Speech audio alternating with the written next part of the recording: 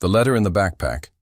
The wind was soft that morning, carrying the crisp scent of pine through the narrow valley. Birds called out from the tall trees as sunlight filtered through thick branches, dancing on the surface of a slow-moving river. It was the kind of quiet that made you listen to your own thoughts. And that morning, a young boy named Matthew sat alone by the water's edge, his sneakers soaked, his small hands clutching a folded piece of paper. He hadn't meant to find it. It had just been there, tucked inside the backpack his father had left behind. The backpack still smelled like campfire and cedar. His dad had carried it on every adventure, up frozen trails, across broken bridges, through wild places where most people wouldn't dare go. It was more than a backpack. It was part of their story. But now, everything was different. The outdoor boys had quit YouTube. No final farewell, no dramatic goodbye video. Just silence. Matthew didn't understand. Not fully. He was only 10, but he knew something wasn't right. One day his father had come home looking different. Not tired, not angry, just lost. He had stared at the computer screen for hours, unmoving. Then, without a word, he shut it all down. Cameras, editing tools, social media accounts, all gone. And now this letter.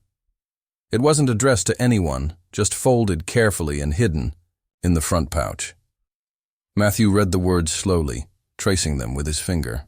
They were written in shaky handwriting, like someone had written them through pain. Matthew, if you're reading this, it means you found what I couldn't say out loud. I love you. I'm sorry. I need time away. To remember why I started and who I am when no one is watching. Please take care of your mom. And please, forgive me for stepping away from something you loved. He read it again and again, trying to understand. And even though it wasn't a complete goodbye, it felt like the end of something important. What Matthew didn't know, what no one knew, was that this quiet valley had been home to another visitor not long before. Someone famous, someone kind, someone who had once stood in that very spot, looking into the water with eyes full of memories. His name was Keanu Reeves. Keanu had arrived without announcement. He didn't bring a film crew or bodyguards. He didn't post pictures. He had driven himself in an old pickup truck and stayed in a simple log cabin half a mile up the ridge. He wasn't there for show. He was there for something else. Something personal. He had been following the outdoor boys for years, not as a celebrity, but as a man. Their honesty, their simplicity, their respect for nature and family, it reminded him of a version of himself he missed. Their videos had carried him through quiet nights and lonely hotel rooms. They had shown him that there was still goodness in the world. That not everything had to be about noise and lights, and when the channel vanished, just like that, he had felt it like a cut. So he came, not to ask questions, not to bring them back, but to say something, quietly, in his own way. But when he arrived, the cabin was empty. The door was locked. The windows were dark, and the only sound was the wind in the trees. He stayed for 3 days, leaving no message, speaking to no one. But on the 4th morning, he found an old notebook near the fire pit. And in that notebook, he wrote something, only a few lines, and then he left it where someone might find it. Maybe not today, maybe not tomorrow, but someday. What he wrote would change everything. That afternoon, Matthew wandered into the woods with the letter in his hand and questions in his heart. He didn't know what he was searching for. Maybe just a quiet place to think. He followed a deer trail, stepping over fallen branches and soft moss until he reached the fire pit. The stones were cold now, and a few pieces of charred wood still lay where someone had once sat. He knelt beside it, tracing the edge of the rocks with his fingers. And that's when he saw the notebook. The pages were weathered, but the ink was fresh. He opened it with care, not knowing what to expect. "Matthew," it began. "Or whoever finds this." He blinked. His name. Was this for him? some things in life are bigger than cameras, views, or fame. Sometimes, stepping away is the bravest thing you can do.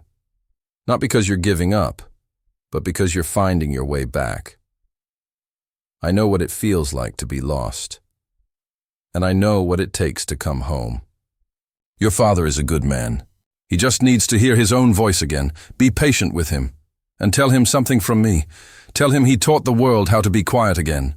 How to sit beside a river and just breathe. Signed below was a simple name. No title. No flourish. Keanu.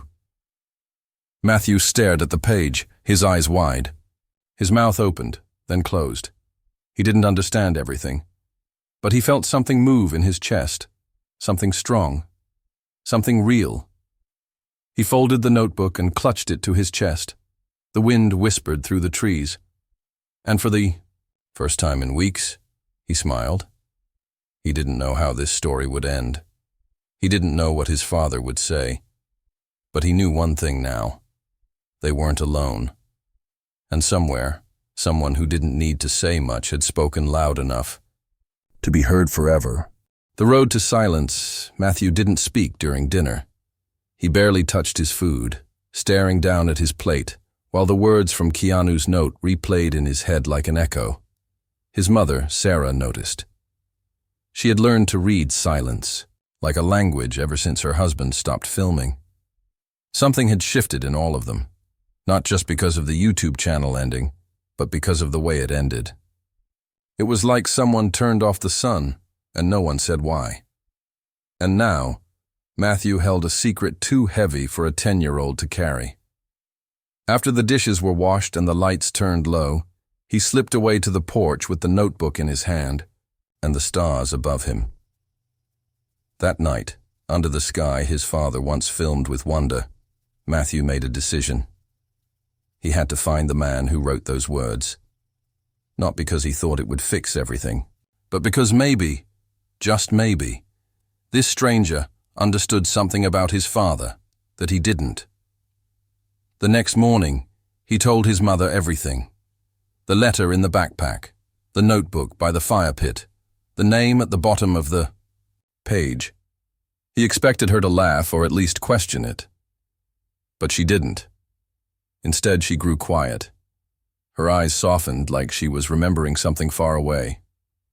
After a long pause, she said, "He came once.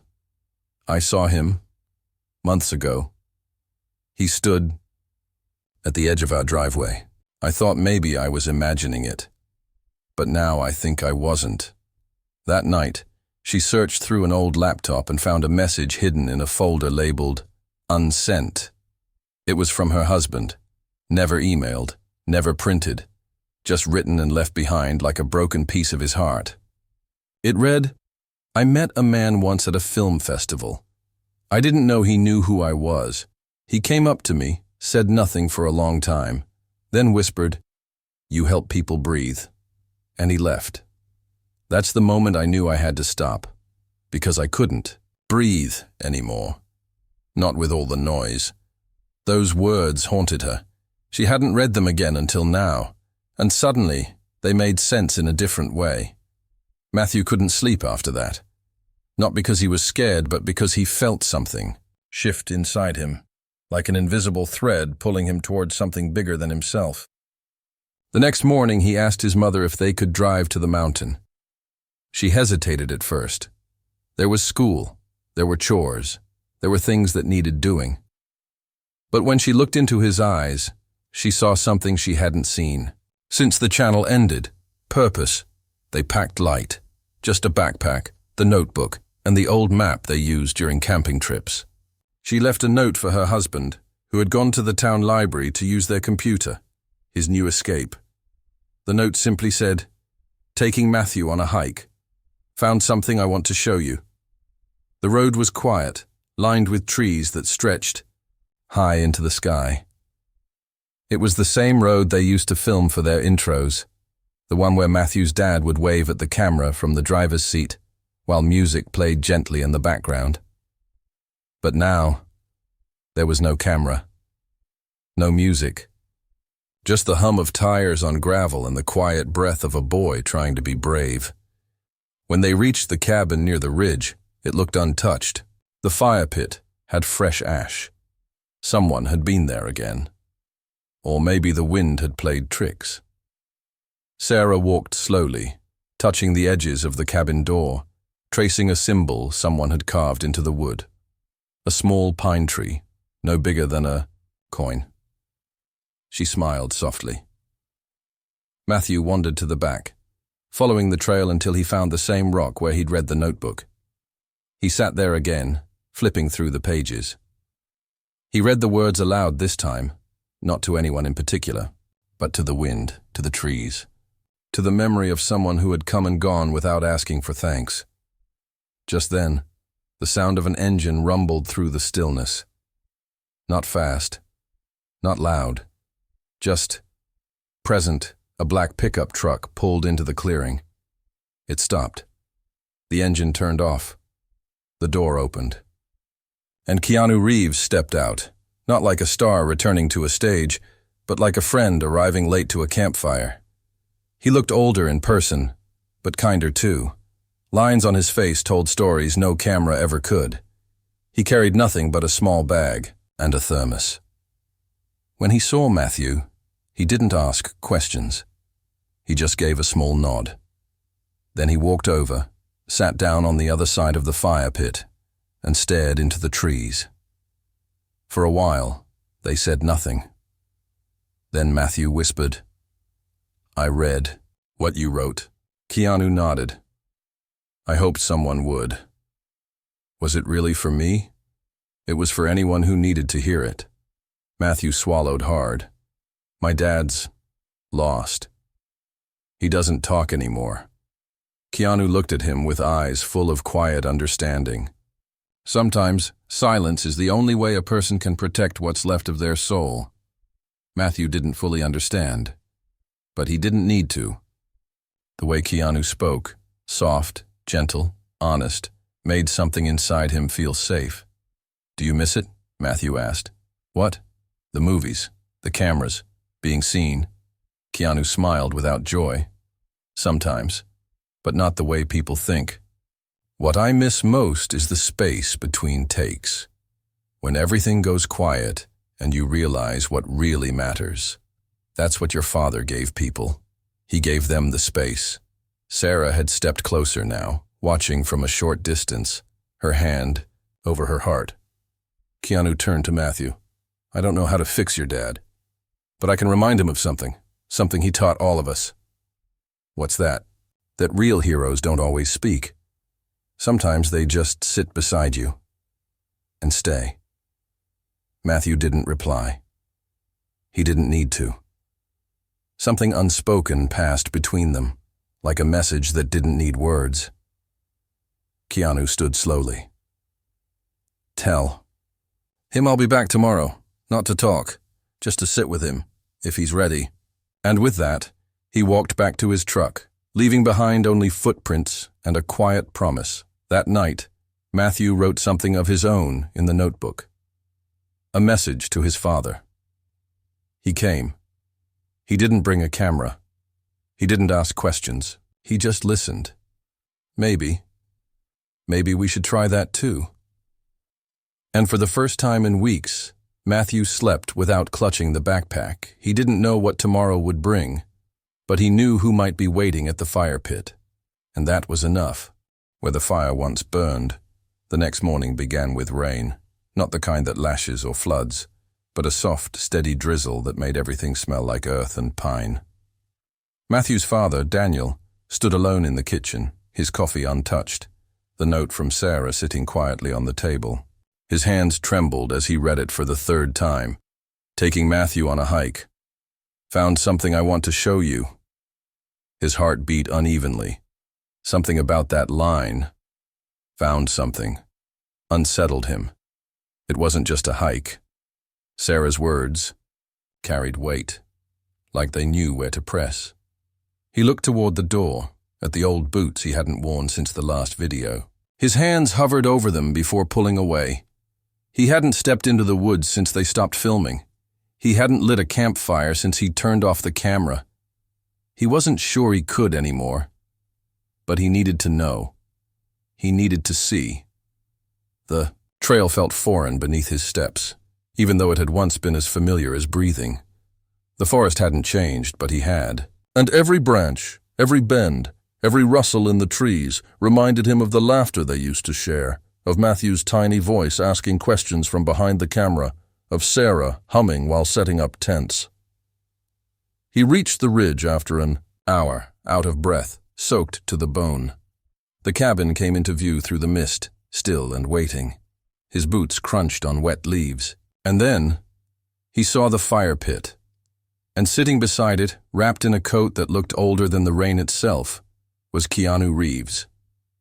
Daniel froze. The two men locked eyes. No cameras, no words. Just that sharp, strange stillness that comes when two lives unexpectedly cross at a point neither expected. Keanu nodded once. Not in greeting, but in understanding. Daniel didn't move closer right away. He felt as if every step forward would make the world too real again, would break the fragile distance he had kept from everything he loved. But something in Keanu's expression, the calm, the quiet steadiness, pulled him in.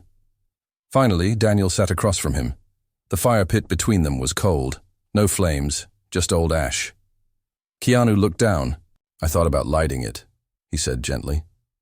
"But I figured maybe you'd want to decide that." Daniel didn't answer. He looked at the blackened stones, remembering all the nights he had sat in this very spot with a camera on a tripod and his son curled up in a sleeping bag. They used to talk about stars. Now he couldn't even talk at all. "Your son found something," Keanu said after a while. "A notebook, with a message I left." Daniel nodded slowly. "He thinks." "You're gone," Keanu continued. "Not physically, but the version of you that used to light fires and tell stories. The one that showed people how to find peace. He misses him." Daniel blinked hard. The pain behind his eyes had been building for weeks. He hadn't cried. Not once. Since the day he shut it all down. Not even when he sat alone in the editing room and erased years of footage. But now, something was cracking. "I wasn't trying to disappear," Daniel whispered. "I just got tired of being watched." Keanu leaned forward, elbows on his knees. "So, stop being watched and start being seen." Daniel looked at him, confused. "There's a difference," Keanu said. "Being watched is what happens to performers. Being seen, that's what happens to people." A long silence followed. "I used to think filming our life was a way to remember it," Daniel said quietly. "But somewhere along the way, I forgot to live it." Keanu nodded. "It happens to all of us. You start with love. Then comes pressure, expectation. Suddenly, what used to fill you starts emptying you." Daniel's voice cracked. "I didn't know how to tell Matthew. I didn't want to take it away from him. He loved it. He loved the stories, the hikes, the comments. I didn't want to break his heart." "You didn't break it," Keanu said gently. "You protected it. You paused before it broke itself." Daniel stared at the fire pit again. His hand reached for the small pouch of dry kindling he always kept in his jacket out of habit. His fingers brushed the edge, then stopped. "I don't think I'm ready to film again," he said. "Then don't," Keanu replied. "But people are waiting." Keanu smiled faintly. "Then let them wait. Maybe they'll learn patience. Maybe they'll learn that sometimes silence is a message too." Daniel exhaled slowly. He looked up at the trees, the rain dripping from their branches, and for a moment, he felt something lift. Not fully, but enough to breathe a little deeper. "Matthew believes in you," Keanu said. "Even now. Even in the silence." Daniel nodded. "I don't know how to be that man again." "Then don't be," Keanu whispered. "Be someone new, someone honest, someone your son can walk beside, not just follow." The fire pit remained cold. but the space between them felt warmer somehow. Daniel finally pulled the pouch of kindling from his jacket and placed it gently in the center of the stones. He didn't light it, not yet, but it was a start. They sat there as the rain slowed, as the mist lifted, as the forest began to breathe again. No cameras, no scripts, just two men. A broken fire pit and a story waiting to begin again. Where the silence ends the next morning, Daniel stood alone inside the cabin, the kindling still untouched in the fire pit outside. The sky had turned to pale gold, and the trees around him breathed with a stillness that only comes after rain. He had slept on the wooden floor, wrapped in the same old blanket he used during their winter shoots, the one Matthew used to curl into after a long hike. But this time, there were no stories before bed, no soft laughter. Just silence, and the quiet beat of a heart trying to remember its own rhythm. He kept thinking about what Keanu said. Be someone your son can walk beside, not just follow. The words echoed in his mind like footsteps in an empty hall. For so long he had believed that being a father meant leading, showing the way, always being the one with answers. But now he saw it clearer. Sometimes, the bravest thing a father can do is sit still and listen. He was still deep in thought when he heard the crunch of small feet outside. The cabin door creaked open gently. Matthew stepped in, his hair messy, from sleep, his cheeks pink from the cold. He didn't say anything. Just looked around, then met his father's eyes. Daniel's breath caught. There was no blame in his son's gaze, no disappointment, only something deeper, a quiet longing, as if he'd waited years just to stand here in this moment. Did you come back to film? Matthew asked softly. Daniel shook his head. No, I came back for something more important. Matthew nodded, slowly. Mom said you'd be here. They walked together to the fire pit. The morning sun made the stones steam. The kindling still lay dry, waiting. Daniel knelt down beside it and gently arranged the twigs. He paused, then handed Matthew the matchbox. You want to light it? He asked. Matthew's hands trembled as he struck the match. The flame flickered to life, fragile and warm. He touched it to the wood. Smoke curled upward. A few seconds later, fire bloomed softly in the pit, casting golden light on both their faces. They sat together, father and son, watching it burn. You remember the night by the frozen lake, Matthew said after a while. When we couldn't feel our toes? Daniel laughed, the sound catching in his throat. You kept calling it the ice planet. Made us sound like explorers. Matthew smiled. You made me feel like we were. You were, Daniel said. You still are. A long silence followed. Then Matthew whispered, Why did you stop, Dad? Daniel didn't answer right away. He reached into his coat and pulled out the old letter, the one Matthew had found but never seen him hold. He unfolded it carefully and handed it over. Matthew read it again, this time sitting beside the man who wrote it. When he finished, he looked up. I forgive you. Those 3 words hit harder than anything Daniel had ever felt. I didn't need you to be perfect, Matthew continued. I just needed you to be here. Daniel turned away, his eyes wet. I didn't know how to do both. Then let's figure it out together, Matthew said. Behind them, a branch cracked. They turned. Keanu stood a short distance away, hands in his coat pockets, face unreadable but gentle. He didn't walk closer. He just nodded once, then turned to leave, giving them space. But before disappearing into the trees, he said one thing. When the fire's strong enough, the world finds its way back. Daniel didn't fully understand then, but 2 days later, the world did come back. The fire pit photo showed up on a forgotten fan forum, a grainy shot from someone hiking nearby. No tags, no names, just the image of a boy and a man sitting beside fire and a shadow in the distance that looked like someone famous. The internet lit up with questions. Is that Keanu? Is this the outdoor boys? Are they coming back? Daniel didn't answer. He didn't post. He didn't speak. He just stared at the growing fire. Not the one in the pit, but the one in his chest. The fire he thought had died. And for the first time in a long time, he didn't feel afraid of it. He felt ready. Ready not to return to who he was, but to discover who he might become. Beside him, Matthew was already drawing in his sketchbook. A new idea for an adventure. No cameras, no audience, just father and son. But the world was watching now, waiting. And whether or not Daniel picked up the camera again, one thing was clear. He had already started telling a new story. The spark they couldn't ignore, the wind shifted that week. Not just in the trees or in the changing weather, but in the way strangers began showing up at the edges of the trail near the cabin. Not many at first, just one or two. Hikers with quiet eyes and hesitant smiles, stopping just long enough to glance toward the clearing where the fire pit sat, as if they were hoping to catch something real in a world drowning in noise. They didn't ask for photos. They didn't yell or knock.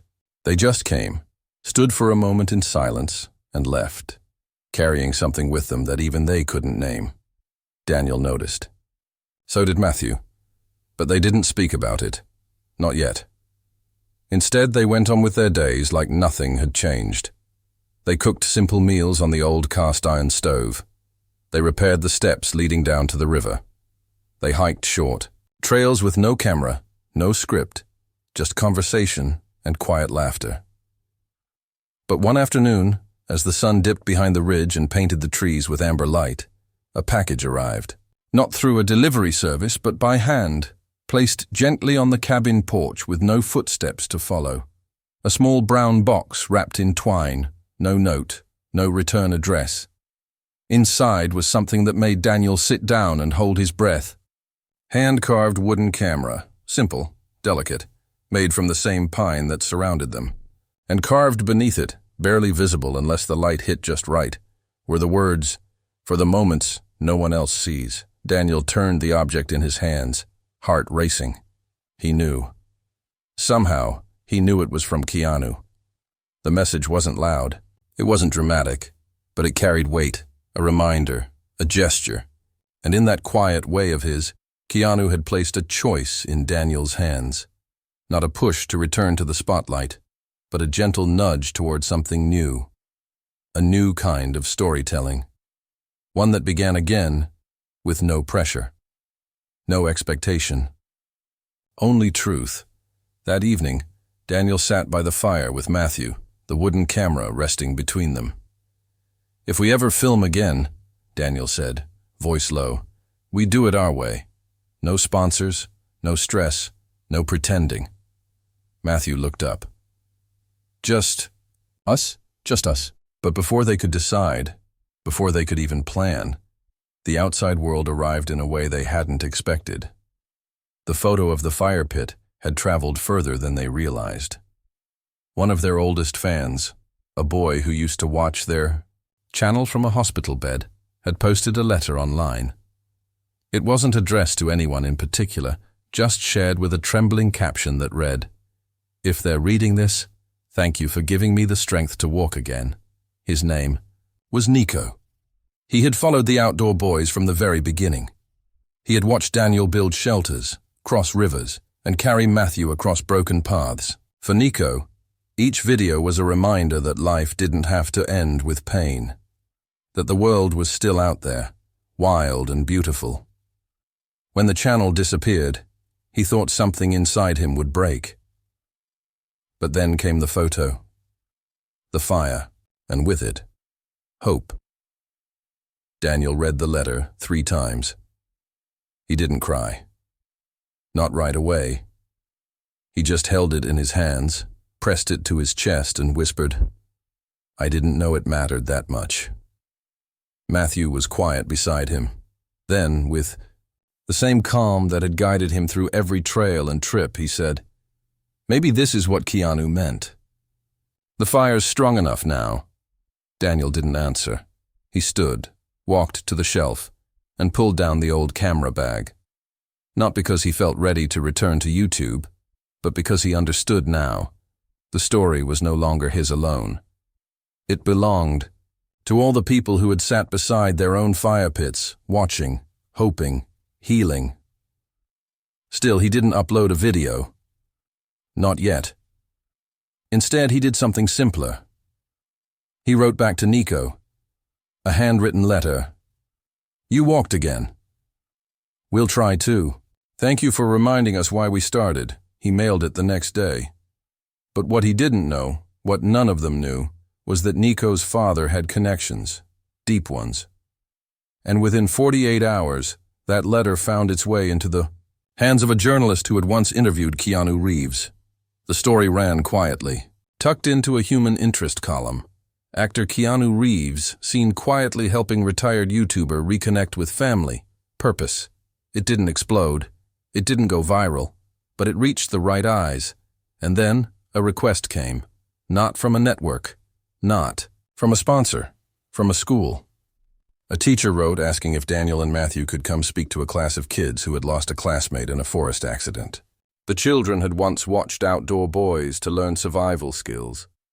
But what they really remembered was the kindness, the patience, the way Daniel never rushed Matthew, never belittled mistakes. They need to see that it's okay to begin. Again, the teacher wrote, that silence isn't failure. Daniel read the message with shaking hands. What do you think? He asked Matthew. Matthew looked up, eyes clear. Let's go. They packed lightly. No cameras, just the wooden one for strength.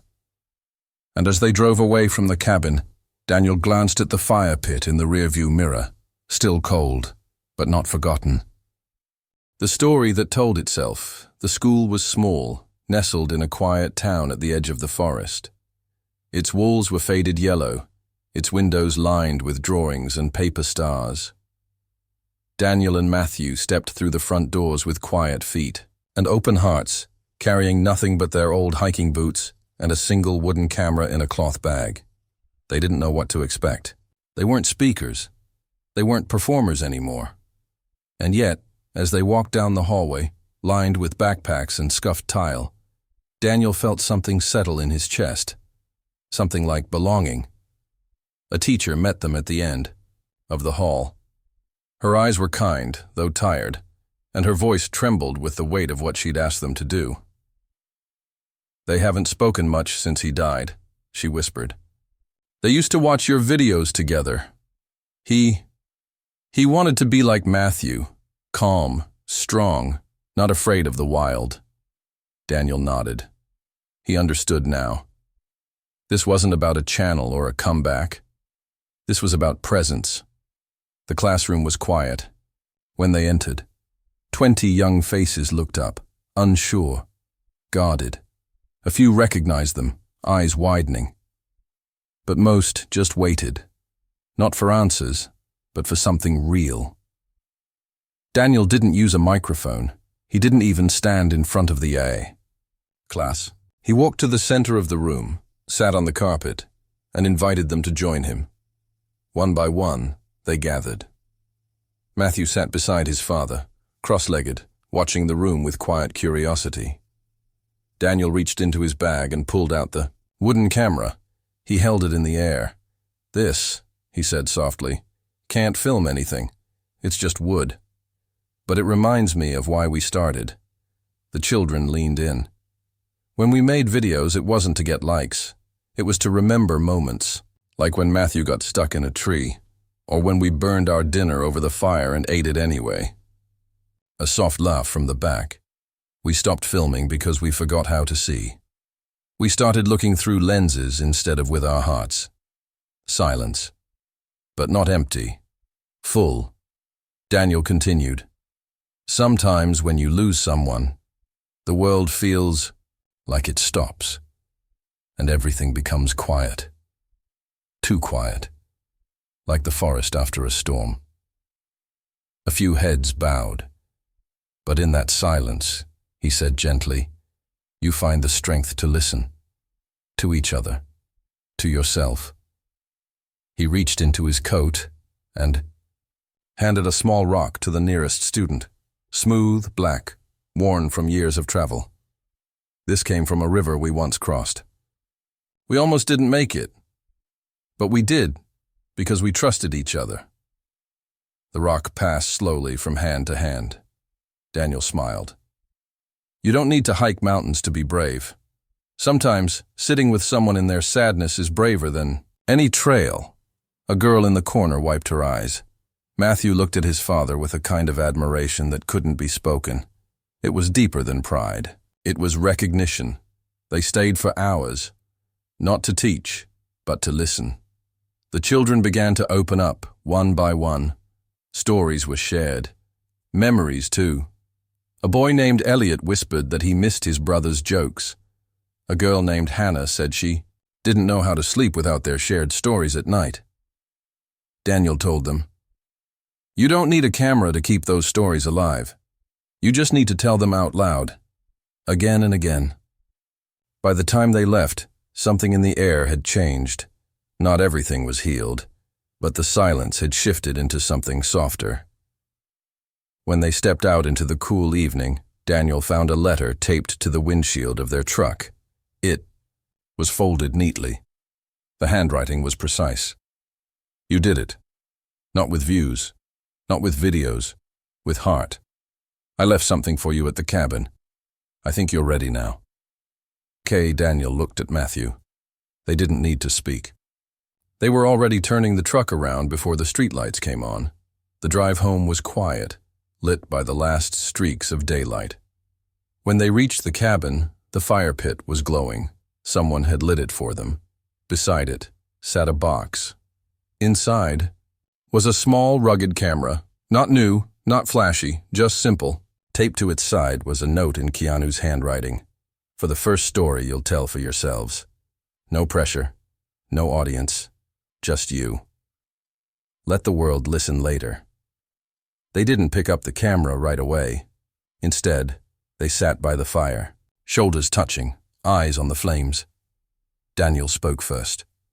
We start slow, no uploads, just one clip at a time. Matthew nodded. Just us.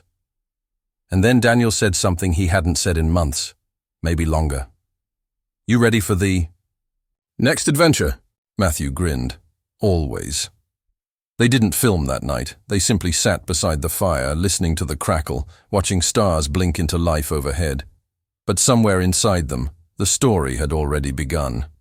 Not the one they had told the world, but the one the world would one day find, quiet, honest, and whole. The end. And yet, for those who still listen, the fire is never truly out.